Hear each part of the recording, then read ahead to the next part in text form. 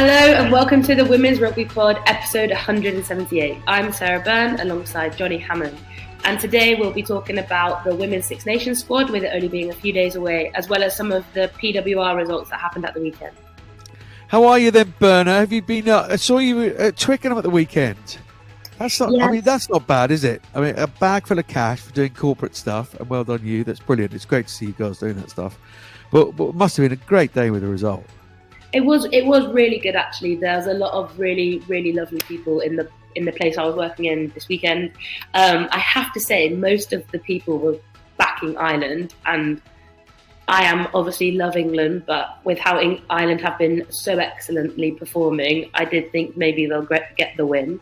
But when England won, it was a brilliant game. I was like, they were absolutely brilliant this weekend, and it was so nice to see them have that like clinical energy and really come out of the blocks absolutely fighting. And the atmosphere, I wasn't lucky enough to be there, but apparently the atmosphere was about as good as Twickenham gets. Yeah, it was brilliant. And I think particularly with the Italy game beforehand, everyone literally stood up when Italy won in the hospitality boxes, and it was amazing to kind of be in that environment and everyone be behind Italy so much. Yeah, it was really cool. Did you take a moment just to go, oh, in a year or so's time, that might well be me down there in front of a packed crowd at Twickenham?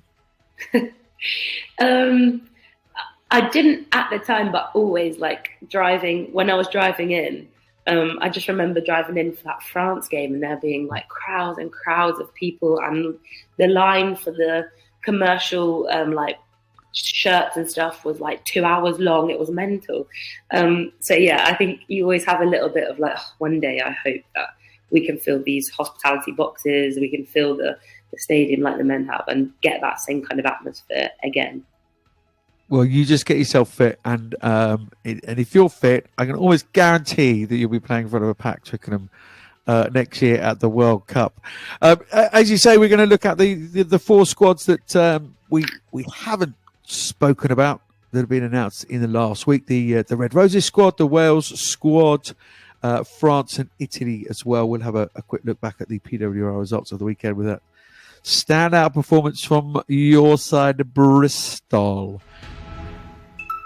But look, Berner, let's get into the Red Roses squad. 8 from Gloucester Hartpury, 9 from Saracens. Surprises? Who do you want to pick out? Who's not there that should be there? All of the above. Well, for me, just someone that I cannot wait to see get back. She picked up an injury at the start of the season, 5 minutes into the into the Leicester game, same as me. But Zoe Aldcroft, I can't wait to see her back. She just brings another dimension. She works so hard. Her power and speed across the line out is insane, and the amount of detail that she goes into. She's just a brilliant athlete. So for me, I'm personally really looking forward to seeing her back on the pitch, hopefully very soon. But yeah, Emily Scarratt back as well from injury. I watched her play the Loughborough game against Bristol. She was amazing. She came on, made a half-line break, grubbed it through, then another time made an offload, grubbed it through, and they nearly scored. She just brings such skill. She's so skillful to the team she plays in, and the timings of her pass were just putting people into spaces.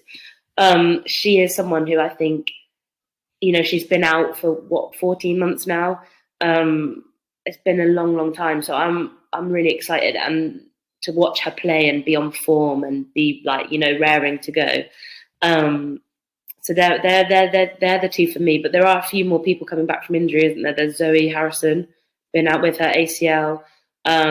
Really excited to see her back in. We haven't seen her since the World Cup, as well as Abby Ward back in, another second rower, another extremely high standards, very dedicated to the line out, knows what she's talking about, and a really hard, determined player. So yeah, there's a few real brilliant players coming back into the squad, which will be really exciting to see how they fit into John Mitchell's way of playing.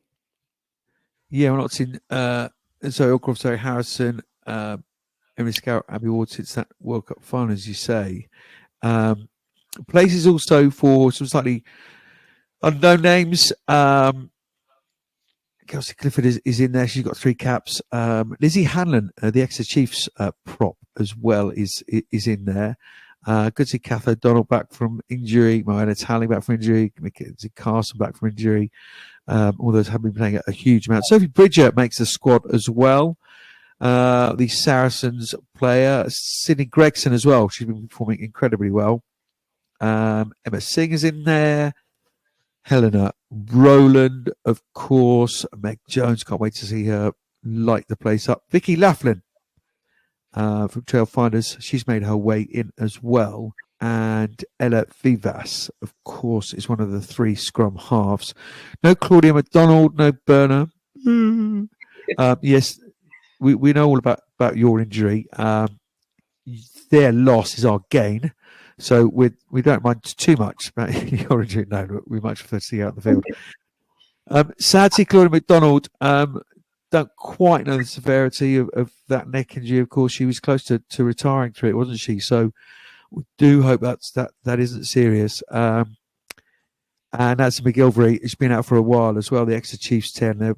England have been very keen to mention her name. Katie Buchanan, currently out injured, but could return during the Six Nations window. Maisie Allen, Delaney Burns, Lady Eve Campion, and Liz Craig will come into this camp for cover this week as well. One other name, which I think will probably stand out for people, uncapped, Maddie Fainarty. Yeah. Talk to us about her. To be fair, I don't know a great deal about her, and I think that a lot of the players, when the team sheet came out, we were a bit like, "Who's Maddie?" Purely because a lot of the time, the England squad, you kind of know who's coming through. You've seen who's playing really well in the Premiership. You're like, "Oh yeah, they've been having a great job." So, I think because she was at Exeter, she played a few caps for Exeter. Then she went back to New Zealand, didn't she? So she's been playing in New Zealand and she's coming back over now. And she's obviously been on Mitch's radar for a while. And I've heard from some of the Exeter players that she's really, really good, really decent player. So it's another one. It's a bit of an unknown, but really exciting if she is this exciting new young player that they want to cap. They love capping a New Zealand player who can play for England. You've got Amy Cockayne, Latoya Mason in the past as well. So it's really exciting that she wants to play for the Red Roses, and that's something she wants to pursue. I'm looking forward to seeing her on the pitch. Yeah, but by all accounts, was a little shocked by the structure of rugby and the PWR. Back to Aupiki, didn't like the unstructured nature of it. So back here. Famous name people may well know. Her dad was a Samoan international, Zach Fainarty, about as tough as they come. Kind of Pat Lam, back row, tough, uncompromising, big ball carrier, and that's what Maddie brings as well. So I think they're fairly keen to see her play. Yeah, I think it's exciting. It's if she does play like her dad, it's something that Red Roses definitely want, is an exciting ball carrying, ball handling player. That's what they kind of pride their forwards pack on. So if that is how Maddie plays, then brilliant. Let's get her into the mix. It's Italy first up over there. And I was at the launch yesterday and we got loads and loads of interviews spoken to captains and coaches across the board, all Six Nations, which will be coming at you next week in 2, if not 3 pods next week ahead of the Women's Six Nations. Yeah, and I was asking, certainly Marley Packer, England don't always like going over to Italy. It's a tricky first game to play. What will England be looking to get out of the game? And please don't say a win. I'd like a little bit more than that, please. Italy. When we go away to Italy, they come out of the blocks firing. Like, Italy are a team that they want to win. They are dedicated to winning. They will put their bodies on the line. And the last few years, they have become more and more aggressive, and that want to win has really come through. I think the last time we were away at Italy, we were all kind of took a step. I mean, I think I was on the bench, but we all took a step back going, well, this is a different Italy side. And even when we played them at home last year, they're a brilliant side, and they're definitely someone that could be a bit of a banana skill with just how they play, skin even. So yeah, I think England will want to dominate the set piece straight away. That will be something that they'll be looking to want to do, and also dominate that physicality. They have some brilliant ball carriers. There's some brilliant chop tacklers. We spoke about Sarah before, brilliant chop tackler.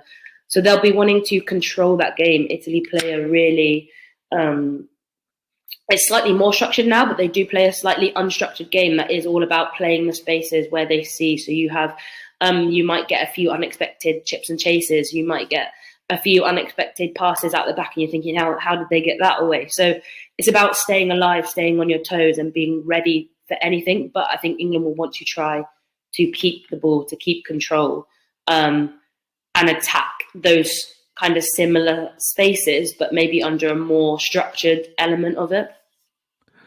Yeah, and there won't be any slouches. Giada Franco, the all-action flanker, got a knee injury, hoping to have her back. I don't think she'll make England. It's funny, we FaceTimed her yesterday at the launch. Elisa Giordano, the Italian captain. I think she was questioning my credentials, and I said I knew Giada, and hey Joni, she was on the phone. She was doing some running and what have you, and she's done tackling that day. So who knows? She might be back friendly, but she would be a big plus. But Tunisi, Turani, Rigoni, all these players getting some really good experience in the PWR. Last question, because we must move on to the other squads as well. I just wonder how much, and you may not know because you're not sort of in the camp, but John Mitch just wants to see these players. You've only got 3 campaigns now to the World Cup. Yeah. And those intense times within camp. And John Mitchell will want to see these players, won't he, in a test match environment. And I suspect we may well see a bit of chop and changing, and might be a little bit prescriptive as to what the teams are. Yeah, definitely. Like, it's a lead into a World Cup. It's a lead into who does he want to, keep in this squad? Who does he want to contract for the next year that he sees taking us to winning that trophy? So this is the tournament now where it's a chance for everyone to put their hand up. That's why you'll see so many new faces in the team. You've got Sydney Gregson, who's been playing really well in the Premiership, getting a chance at international level. People like Vicky Laughlin, Katie Buchanan, hopefully she gets returns nice and well and she gets within the teams. You'll see so many chops and changes. You'll see people with 3 caps playing with people who have 48, 50 caps. England generally like to help support their younger players. So it might be that you have a front row of, Hannah Bottoman, like a Lark or Amy, 2 experienced players, plus then maybe a Kelsey Clifford or someone who is not as experienced. That's how they generally like to support their younger players coming through. So there will be chops and changes, particularly with the amount of experienced players coming through who have not been playing. Like Abby Ward is an example, so many caps to her name, was heavily involved in that leadership group. However, now she hasn't been around for a year, so it's now she needs to have another opportunity as well to show what she can do. Same with Emily Scarratt, who's on so many caps as well, that she needs to put her hand up and say, I still want to be in this squad for the World Cup. So it's going to be a really hard competition in every single position, and there are going to be chops and changes within this side, but it will create some amazing rugby. So get in, come and watch these England girls, because they will be fighting it out to, say, pick me. And also they'll be having a lot of work done behind the scenes to make sure they're putting this really good game plan together that's going to win us a World Cup. So lots of changes going on, but hopefully for the best.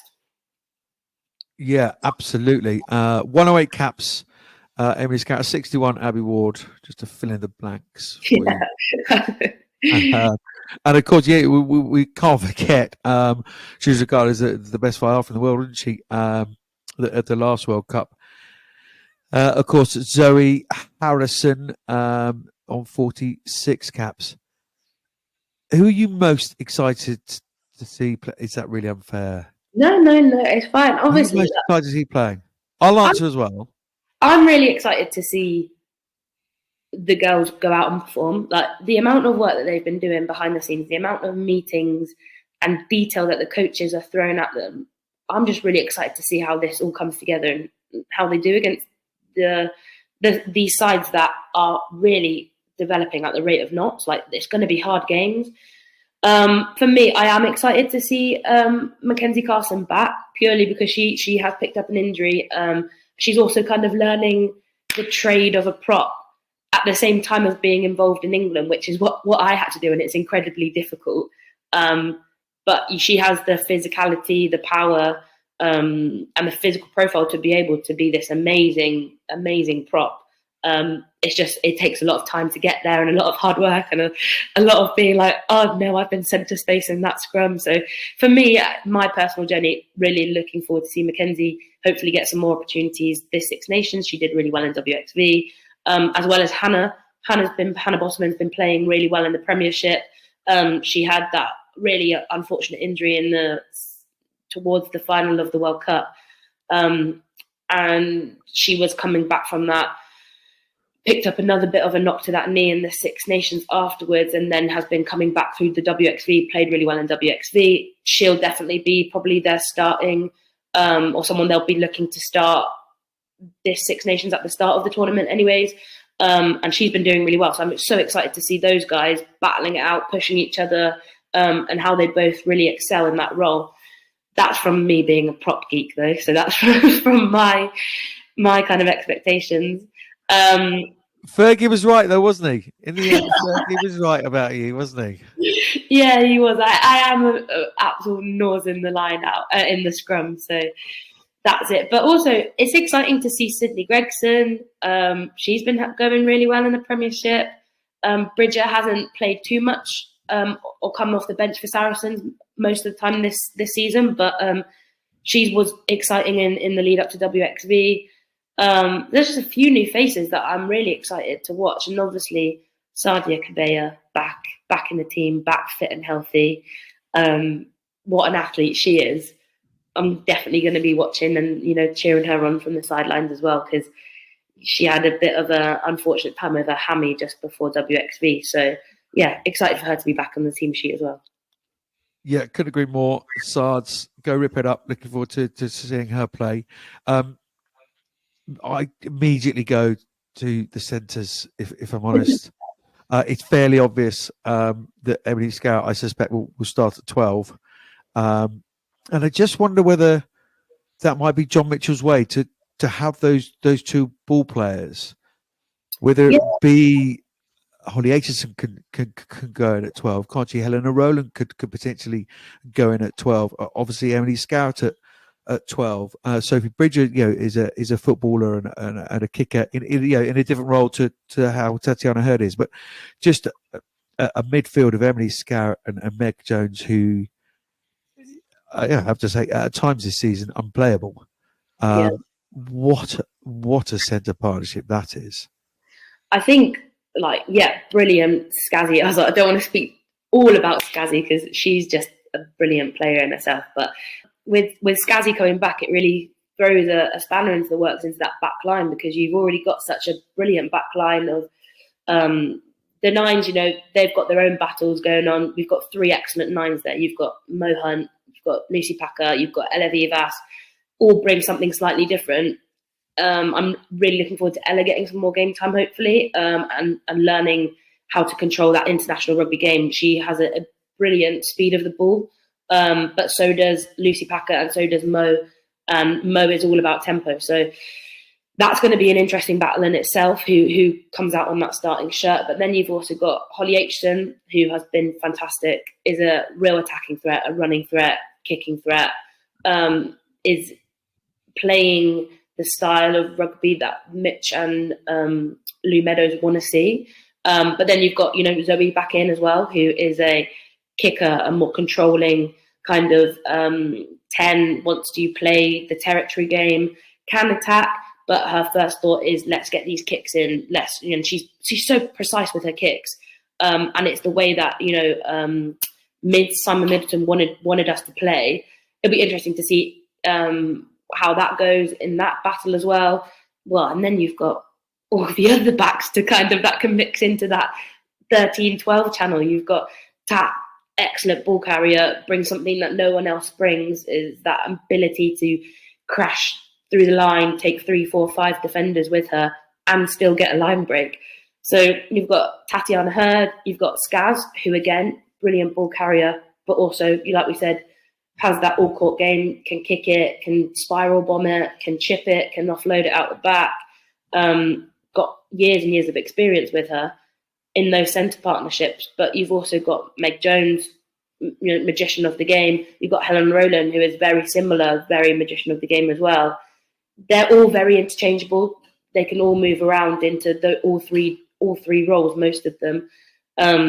So I think it's going to be that back line. I could not tell you right now who they're going to pick. I couldn't. Like, everyone is on form. Everyone is doing so well. It's going to be really interesting to see who kind of they see grow throughout this tournament, who they want behind the scenes leading the pack, leading the team forward in that back line to get to that France game. I think that will be the key tell. Who they pick in that game will probably be who they see as their starting back line. But it's going to be a hell of a battle. Let's look at the Wales squad then. As I say, where we Cunningham yesterday, and we're going to get Hannah Jones on as well, the Wales captain. Very settled, but depth has been an issue for Wales, and that is something that's becoming less of an issue now. Yeah, they. I think Wales have for the last few years put out a brilliant performance for 40 minutes, really challenging, really kind of dominating. Then it kind of gets to that second half, and that's kind of when other teams seem to pick up their momentum again and kind of get back into the game and get on top. So, yeah, for Wales, it's all about creating that 80-minute game, and for that you need the depth and strength within the squad, and I feel like that's what they're trying to do now, bringing in some newer players. 2 of our Bristol players, Molly Wilkinson, apparently has been going brilliantly in the Celtic Cup. Be exciting to see if she gets opportunity at 10, and as well Jenny Hesketh, who's been really good for Bristol at fullback, but can cover all 3. So it's nice to see that they've got some new faces in to create that strength and depth, but also you've got the likes of Jazz Joyce back, who's been playing sevens, as well as Kaylee Powell and Courtney Keat, who's been out with her knee injury. So they've got a lot of great players coming back and a lot of really good youngsters coming through. Yeah, and as you say, a few chances for Wales under-20s players. Some of those players coming out of the Celtic Challenge. Someone I'd pick out, Shona Wakely, wife of Nick, the GB7s coach. Shona Powell Hughes, as she used to be, incredible energy that she brings. Great to see her back. Hesketh, as you say. Another one, Nell Metcalf, hat-trick at the weekend. I think she's got a good chance of starting on the wing. So yeah, good to see those players that are sort of playing some really good rugby in the PWR. Natalia, John, and Gwen Crabb both were out injured, weren't they? For WXV. So really good to see them back, and they all kick off at Scotland at Cardiff Arms Park on Saturday. Anyone else we need to pick out from that squad? Well, it's really nice to see Alicia Butcher's named in that squad after her return from her injury at the World Cup. God, I feel like I'm just listing off everyone's injuries, but there's so many brilliant people returning that kind of missed that chance at WXV or haven't played so much rugby recently. It's great to see her back. She's been smashing the Premiership. I think she's been in Team of the Week like the last 4 or 5 weeks running. She's been one of our best players at Bristol. The line break she gets and the work rate she gets through. She's been fabulous. So looking forward to seeing her back in that Welsh jersey, hopefully to create some more jaw-dropping rugby for us. But as a front row, I'm going back to the front row. Gwenny P, also been playing for Bristol. doing really, really well. And again, you got Kelsey and Karis Phillips, who always battle it out for that hooker shirt. Both have been playing well, so it'd be interesting to see who gets the shirt from that side. But in regards to their front row, you've got Cecilia as well. Again, great player. Donna Rose have been playing well as well, back from her knee injury. Their front row is always a challenge to play against. They are a very good, very strong, heavy front row. So it'll be good if they can use that as a weapon against other teams this year. And as I was talking to Jan yesterday, like we're talking about that England backline, that Wales back row. I mean, Alicia Butcher's, as you say, has been a real constant, hasn't she? And I suspect she will play. But then where else do you go? I mean, because Talia John has played some rugby at 6. Abby Fleming has been a real stalwart for Harlequins this season, whether in the second row or at 6. Kate Williams has been playing some really good rugby for Gloucester Hartbury. Bethan Lewis, the same. She's gone up another level for me this season. Bethan Lewis in that back row. Georgia Evans, and he got Alex Callender, who not a PWR club, but ripped it up in the Celtic Challenge. That's a very mobile, hostile, aggressive, in-your-face back row wherever you go, and then Shona Walkley's in that mix as well. Tough decisions, but that's what you want as a coach, right? Yeah, really hard decisions. You've got Bryony King as well, who is a kind of workhorse hard runner. Shona Wakely to the second row, and then yeah. Shona Wakely, who when I haven't seen her play recently, but when I first came into the international scene, she was your hard carrying, hard to stop number 8, which is also what Wales also need. So that's brilliant.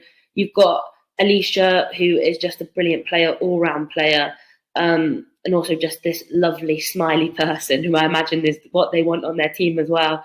Georgia Evans will literally die for rugby. she will put her heart and soul on the line. She's been playing brilliantly for Saracens. So, and yeah, Alex Callender apparently been playing really well in the Celtic Challenge. So all of those, and Bethan Lewis, like you said, again, been playing really well for Gloucester Hartbury. That's going to be a tricky back 3 to pick. It's going to really depend on what game plan they want to go out with for each team and who offers what for that game plan. I think that will probably be the best way to pick that side. Yeah. So yeah, some really nice selection decisions for Jan Cunningham to make. Kath Richards in there, Karis Cox. Those of you who watch the PWR. Courtney Key, good to see her back. As you say, Sevens players, Kelly Powell, Jasmine Joyce back in the mix as well. Last word, just before we touch on Shannon Harris, who obviously is not in this Welsh squad, retired, announced her retirement last week. Craigie George, I mean, she could own that Welsh shirt for the next 10 years, couldn't she? Yeah, Craigie is been playing so well for Gloucester. The kind of space she sees, the length and the power in her boot that she gets to get Gloucester into their 22. She's just been playing really, really well. So, yeah, it'll be really good to see her in that red shirt, kind of feeling comfortable to be herself and to really kind of flourish into this Welsh international 10. Now she has that opportunity to really own it. So, yeah, again, really exciting to see her in that red shirt. She's just going to put Wales in the right kind of place. We discussed that pack. That's a really strong, on paper, that's a really, really strong pack. And if you say have a Kira Bevan inside Craigie, like she has at Gloucester Hartbury, an experienced player who can do the bits and pieces as and when it is required, that is going to be a Wales team playing in the right areas and playing some good stuff. Because Craigie George is hell of a footballer. Yeah. Hell of a footballer. Anyway, a quick word on Shannon Harris. We said in last week's pod that we just let you guys have a little word on Shannon Harris. What was she like to play against? Yeah, she's definitely a handful to play against. Now, always lovely off the pitch, though. You know, shake hands. Not that she wasn't lovely on the pitch, but definitely she's just those back rowers. You know, they want to have a little bit of a push and shove. They want to try and get in your head a little bit. But the amount of work rate she put on the ball and the amount of meters she made in her carries and offloads that she did for Wales was amazing. She was always one of our players that we would kind of single out prior to the game to be like, you know, we've got to keep this one, under wraps a little bit. So yeah, fair play. She's had an amazing career, and I wish her all the best in their retirement. But one hell of a player. Yeah, played in 4 World Cups, a 13-year international career. Made a debut actually 2010 World Cup against Australia. 10 tries in World Cup history, including 4 tries against New Zealand. Now, on the surface, it doesn't sound incredibly impressive, but Wales tend to get hammered by New Zealand if we're being honest about it. And to score tries against them just shows the will and the might of the lady, a real force of nature on the field. And yes, thank you for all you've done for Welsh women's rugby and for women's rugby in general. Enjoy your next chapter, Sinead. Perhaps we've got her on the pod during the Six Nations. She can give some thoughts about her former team now. But yes, good luck in your next chapter. We'll look at the French and the Italian squads after we've heard from Rori with the news from the rest of the world. I'm Alicia Butchers, and you're listening to the Women's Rugby Pod. Hello, I'm Rori Taylorson from Weybridge Vandals Valkyries. It was a PWR round 13 at the weekend. On Friday night, Gloucester Hartpury hosted Harlequins and put them to the sword, 57-24. 9 tries in all, with a hat-trick from winner Nell Metcalf. On Saturday, it was a big day for Sale Sharks at the Salford Community Stadium, where there was a record crowd. But Ealing Child Finals spoiled the party, winning 26-10. Kate Zachary with a couple of tries. Exeter bounced back from their loss to Gloucester Hartpury by beating Sardia's Loughborough Lightning, 43-7. Helped by Kanako Kobayashi hat-trick. The result of the weekend was at Shaftesbury Park, where Bristol won comfortably on the scoreboard against Saracens, 35-10. The Bears started with a bang, 2 tries in the first 6 minutes, then went on to score 21 unanswered points in the second half. So Gloucester Hartpury on top with a perfect 13 from 13 records, dropping only a single point in the process, and they have now secured a home semi-final berth. Saracens are 14 points behind in second. The league now takes a break for the Six Nations, starting back up on the 11th of May. In the Challenger Series, the 7 Series that runs below the HSBC World 7 Series has continued. The second round took place in Montevideo, and it was China who continued to dominate, beating Argentina 38-7 in the final with Belgium in third. China lead the standings on a perfect 40 points, then Argentina, Belgium and Uganda. The top 4 placed teams after the 3 rounds will go into a new promotion and a relegation playoff competition and the HSBC 7's 2024 Grand Final in Madrid. The third and final round takes place on the 18th and 19th of May in Krakow, Poland. This Saturday, the Netherlands and Colombia go head-to-head in Amsterdam for a place in the WXV3, a huge game. It's a 1 p.m. kickoff, and you'll find that on the Dutch Rugby website. Super Rugby Aupiki ran 2 at the weekend. The Blues women lost at home to Chiefs Manawa, 10-17. Hurricanes Poa got their first win, 36-29 over Matatu. At this early stage, Chiefs remain the only unbeaten side and lead the way in the standings. This week, Hurricanes Poa travel to the Blues women. That's on Saturday at 2:05 p.m. from Bell Park, and Chiefs Manawa hosting Matatu, also on Saturday, with a 4:35 kickoff at FMG Stadium Waikato. That's me done for another episode. See you next week when we'll only be days away from the start of the Six Nations. This is Rori Taylorson signing off. So, as Rori has just mentioned there, those results from round 13, Gloucester 13 from 13, only a single point dropped, secured a home semi-final, 14 points behind Saracens in second. That big break now till the 11th, 12th of May.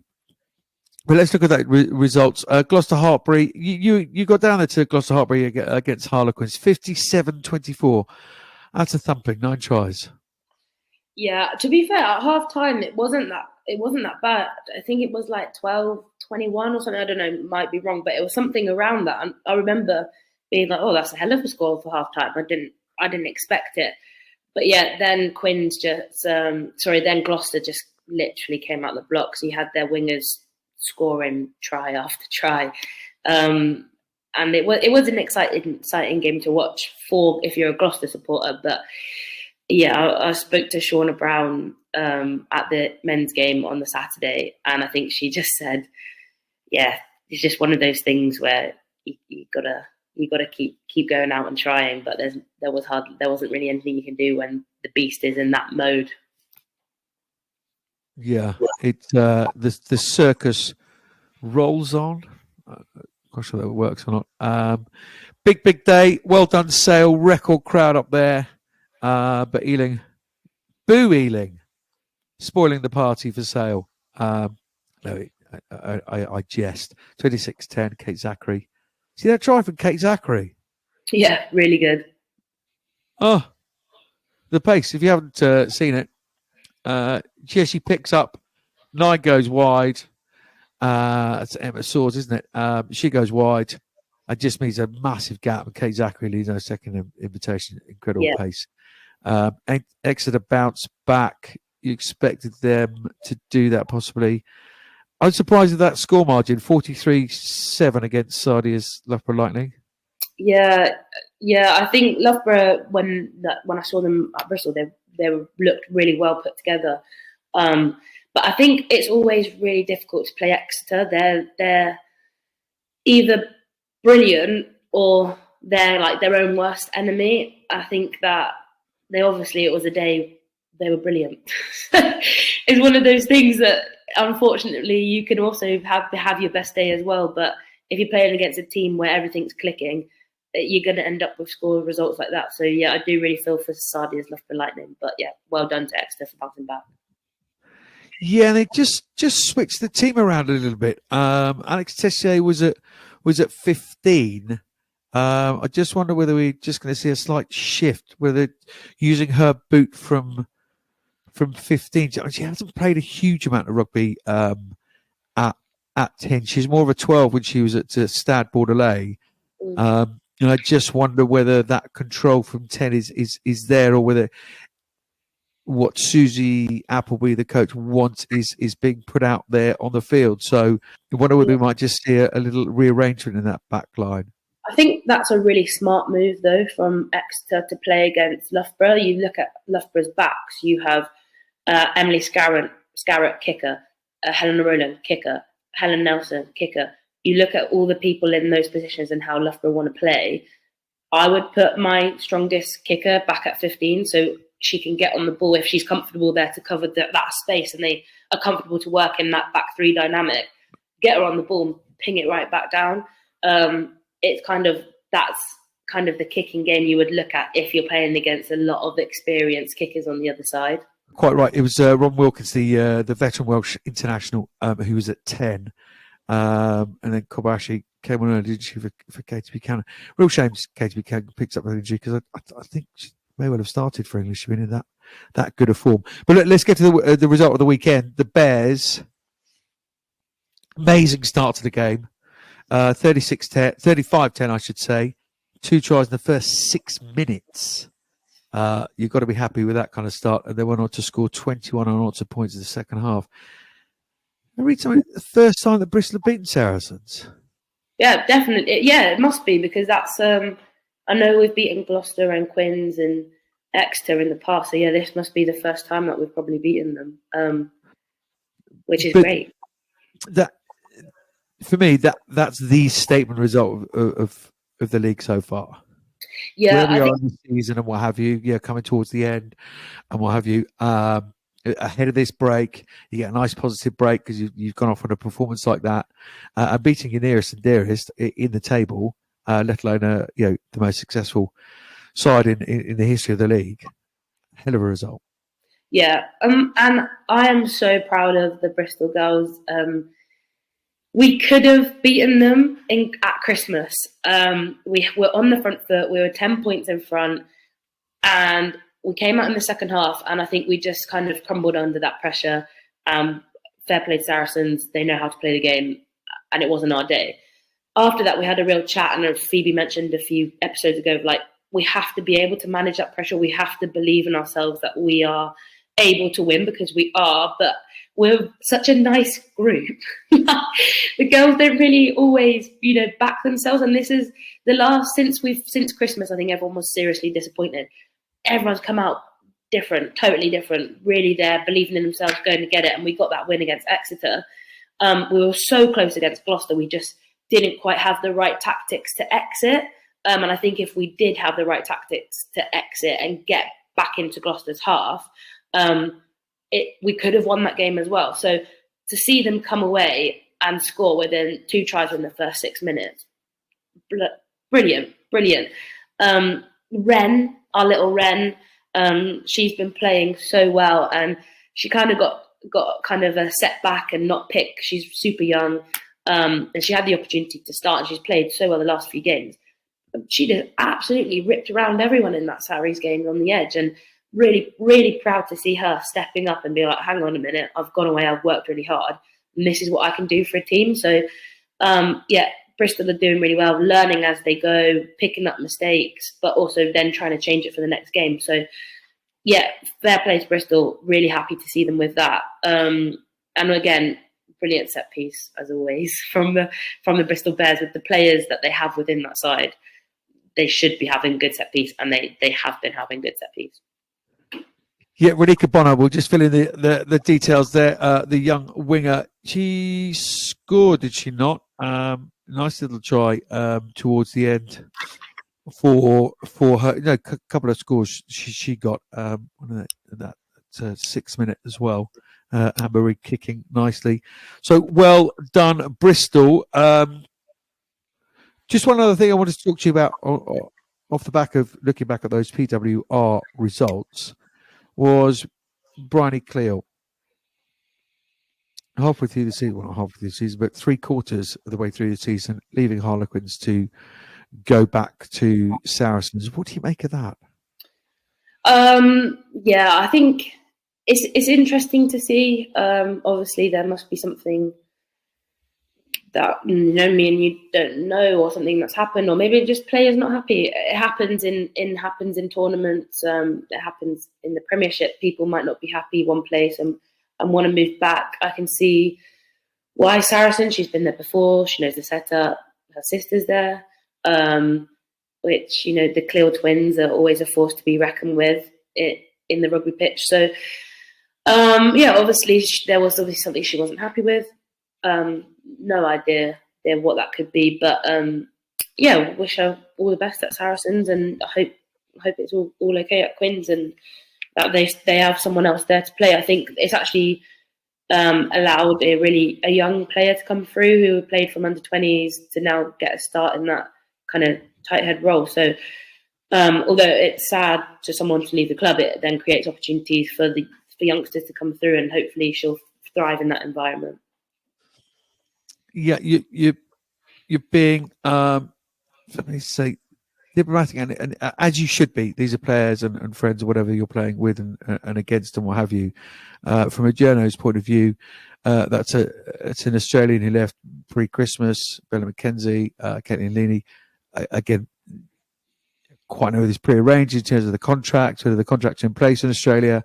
But yeah, to have a senior England Red Rose player leave through this season, it doesn't ring well. And as they quite often say, there's no smoke without fire. Latcher gets a chance to start in that 3 shirt for Harlequins now, so there's no problem there. And Hannah Duffy has come back from injury as well. So there's a bit of cover there for Harlequins. But yes, as we mentioned before on this hot pod, I'm not sure things are quite all well in the quarters. As Roy has said, that table is tight now, isn't it? But as I say, it takes a break now for some time, and they'll all kick off again all the 3 games on the 11th of May. Saracens to Sale, Quins up against Leicester, Exeter travel to Ealing. So French squad been announced. Yeah, some familiarity to that as well. The Bannets, Boulards, Bourdon Saint-Sus, these kind of players in the back line. Ménager is there as well. Vernier, you will know as well. Karen Drouin back from Sevens. The lady that penalty in the semi-final at the World Cup, and the young fry half as well, who Quiroy, Lena Quiroy from Blagnac. So they'll be battling out for the 10 shirt. Up front then, Sarah Bern. Who's catching your eye? For me, standing out is the French nines. You had Saint-Sus, who was this brilliant, fantastic, kind of the key talisman for France. And they've played with her for the last 2 seasons. Previously to that, it was Bourdon Saint-Sus, who now obviously married together. But Pauline's been fabulous as well for the last, 4 years, or however long I've been in the England squad. So they are key players to France, and they totally change the game for them. They speed it up, they control it. They are not afraid to show some flair themselves. You see chip and chases in spaces, you think, oh, I wouldn't do that. And they pull it off and they score. So really looking forward to seeing her back. I assume Bourdon Saint-Sus will be in that starting 9 shirt, because they generally stick with her, or when Saint-Sus was playing, they would stick with Saint-Sus as well. So really exciting to see her. So that, for me, is someone I'm looking forward to watch. Yeah, absolutely world class. But yeah, that pack is going to be tough and uncompromising, isn't it? Hermé still in there, Medusa Fall. New captain, Mene Fellow, in that second row, speaks very, very well. Front rower, Socha, Joyeux, Desailly as well. Bernardou's in there, Bartholomew, and then some players playing in the PWR as well. Ruffalo, the hooker, and then a couple of fresher names, but I'm not sure we'll see them sort of starting. But Kira Zago from Stade Toulousien, and Amber Oyembe from Grenoble Amazons, and Chloe Vauclin from Stade Rennais. So a good spread across the Elite 1 feminine. Expecting anything different in terms of tactics from France? And if people haven't seen France play before, what kind of team are they? France, we always say, like, they play a very exciting style of rugby. They do have a really good scrum. They do have a really good set piece. They do have brilliant kickers, and they do have really good structure. So in terms of comparing to England, very, very similar.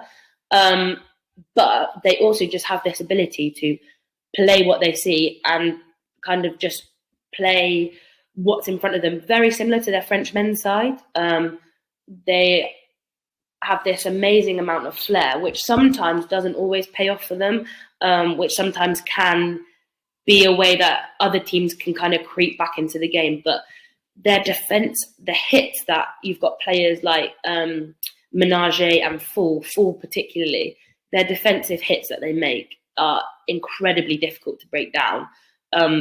They are a really good, exciting team, and will probably give England the biggest run for their money. They do have a lot of familiar faces and names within that side, so I'm not expecting to see anything too different. But with the likes of the youngsters coming through, some new, fresh faces, I wouldn't be surprised if there are a few things that are slightly different to France. Maybe a little bit more structure, but I really can't say, to be honest. I just know that they're going to have an exciting tournament. They will. They'll be right up there, won't they? It's certainly in terms of the personnel that is there. And Italy announced their squad. Yeah, good that they've got their contracts sorted. We've had a little talk about Tunisi, Turani, Silvia Turani at Harlequins, of course, Sara Tunisi at Sale, Beatrice Rigoni, of course, Silari is still there, Sofia Stefan. So yes, lots of familiar names.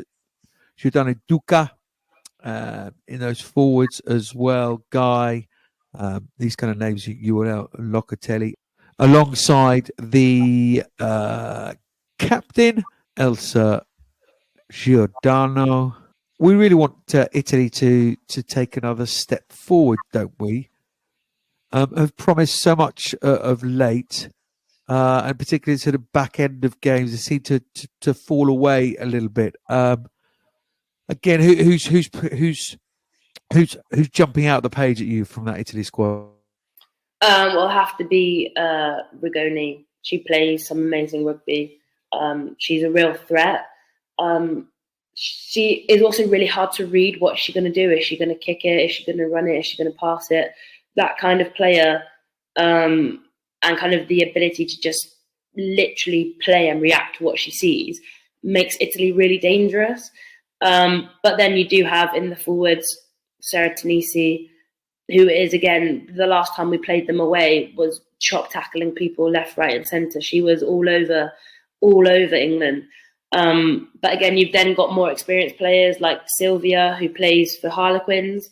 Although a lot of them have come over to England, I think it will be really good for them to play within teams that probably have a lot of structure around them in the Premiership. So yeah, it'll be really interesting to see how that then translates into their international side, and how that kind of works for Italy. They have done really well to develop all areas of their game, and especially the aggression that they have within them as a team. So it'd be interesting to see if they can add that little bit more structure to their game, and if that has come through from the Women's Premiership in England, and if that can flood through into their game. Yeah, that'll be interesting to see. Yeah, it certainly will, and they'll like being at home, and Rigoni will like being back in the sun of Italy, not the cold north.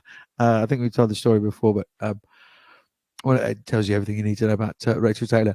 But Rigoni, quite famously, I think, likes her sunglasses, tends to walk out of the Six Nations game and she in her sunglasses, and that was exchanged for a snood by Rachel Taylor on sort of the first couple of days she arrived in Manchester. Said that'll be far more useful for you while you're here at Sale.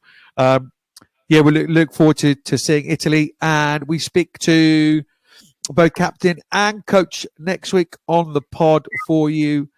So just to remind you, round one of the Women's Six Nations 2024 kicks off 8-9 days away now. It's exciting, isn't it? France against Ireland, 2:15, Stade Marvin in Le Mans. That's interesting, isn't it?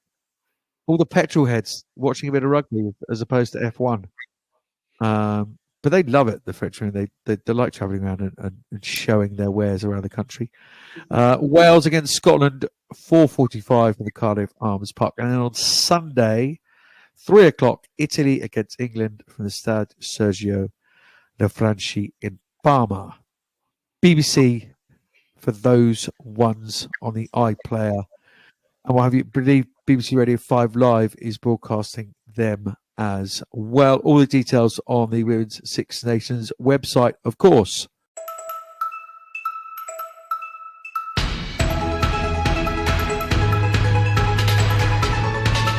That's it for another week, Berner. All good fun. Looking forward to next week. As I say, hear from the coaches to the Six Nations teams, all captains as well. And then, yeah, we had this idea, didn't we? We were talking earlier on about possibly doing a pod later in the week once the teams are announced, and giving more reflections on that. What are you up to this weekend? Is it feet up, a bit of looking after your nephews again? What's in the calendar? No, this week I'm actually kind of doing a little rest week. I'm going cold water swimming actually on Saturday morning. Where's that? Well, it's not. I used to go to Clevedon Marina, but ever since I've seen a picture of this massive eel come out of there, I haven't been able to go back. I'm going to try Porter's Head Open Air Swimming Pool. They do cold water sessions on the weekend, so I'm going to go and try that out. Now I'm allowed to float about a bit more with my knee. Looking forward to that. Then I'm going to go see some comedy in Bristol in the evening. And then actually on Sunday, I have booked a spa day to relax and Why ever not? Yeah, exactly. I feel like, just before the Six Nations, it'll be nice to have although I'm not playing, my heart will be racing for them, and hopefully popping into camp a few times to see how everyone's getting on as well. So I'm sure it's going to be a busy few weeks for me, even though I'm not playing. So going to put my feet up. Yeah, how does that work? Because especially under a new coach, and there'll be some new ideas and stuff. Do they ask you to come into camp once in a while to keep across stuff, or is it a matter of you knocking the door saying, "I'm missing the girls"?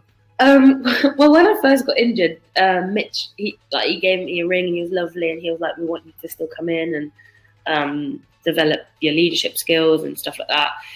So I rang him the other day and I was like, "Oh, I hope the first camp went well. Just want to get a few dates in. When do you want me to come in?" He was like, "Yeah, mate, just come in whenever you want." I was like, "What?" It doesn't work like that, hey? But he just meant as in he wants me to still be involved in it and keep up to date. So having a few calls and phone calls with him, I'm probably going to pop in and also just cover some of my physio stuff with the physios because they just like to keep an eye on. So I think I'll still be knocking in and around on some days and some meetings and stuff like that. But most of it I'll be on the sidelines, hopefully cheering them on the pitch. Absolutely. Great stuff.